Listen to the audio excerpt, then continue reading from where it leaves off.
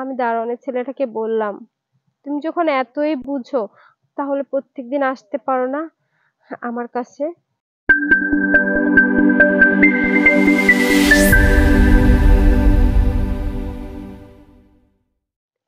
Hello বন্ধুরা, কেমন আছো তোমরা? আমি খুব ভালো আছি। এই জন্যই তো তোমাদের আজকে গল্প শোনাতে আসছি। আমার স্বামী বিদেশ থাকে। আমার তো আর সময়ই কাটে না কোনো কিছুতেই। সারাদিন শপিং করি, টিভি দেখি, তারপরে ঘুরে বেড়াই, রান্না করি, খাওয়া দাওয়া করি। তারপরও না কিচ্ছুতেই ভালো লাগে না। শরীরটা কেমন আনচান করে, মনটা কেমন অস্থির অস্থির লাগে। স্বামী বিদেশ থাকলে যা হয় আর কি। তোমাদের যাদের স্বামী বিদেশ আছে তারা তো বুঝোই যা হয়। তো স্বামী বিদেশ থাকলে রাতের বেলা তো সময়ই কাটে না।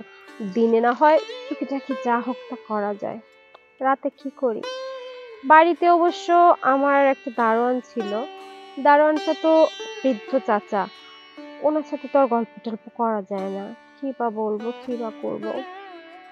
দারোয়ানের না একটা ছেলে ছিল, খুব সুন্দর, উঁচু লম্বা। সে পড়াশোনা করে। তো আমার সাথে মাঝে মধ্যে গল্প টল্প করতো।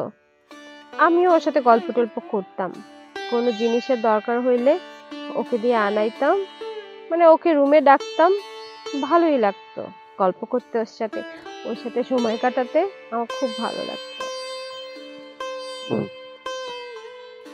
সেদিন অনেক রাতের বেলা দারোয়ানের ছেলেটা, আমি উপর থেকে দেখি যে দারোয়ানের ছেলেটা একদম খালি গায়ে হয়ে কি জানি করছে, মোবাইলে কথা বলছে নাকি কি জানি করছে, গেটের সামনে দিয়ে হাঁটাহাঁটি করছে।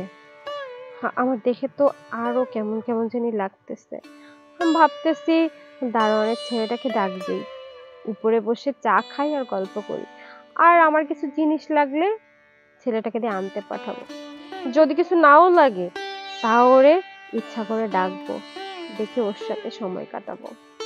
আমি উপর থেকে ডাক দিলাম দারোয়ানের ছেলেটাকে, এই উপরে আসো তো, আমার না একটা জিনিস লাগবে, একটু এনে দাও তো। তখন দারোয়ানের ছেলে বলতেছে, ঠিক আছে ম্যাডাম, আসতেছি। দারোয়ানের ছেলেটা না আসলে আমি বললাম, দরজাটা লক করে দিয়ে আসো।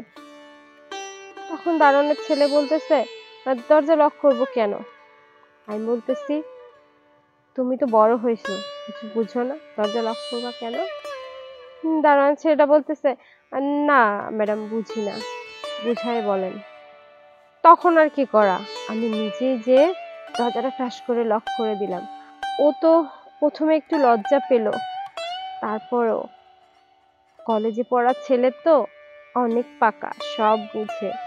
তখন বলতেছে, ম্যাডাম, আপনার আপনার স্বামী তো থাকে বিদেশে, কিভাবে থাকেন আপনি?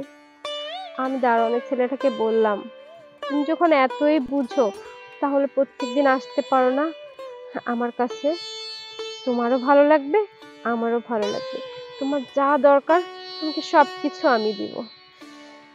এই কথা বলতে বলতে আমি দারোয়ানের ছেলেটাকে নিয়ে সোজা আমার বেডরুমে চলে যাই। সেই রাতটা না আমি এখনো ভুলতে পারি না।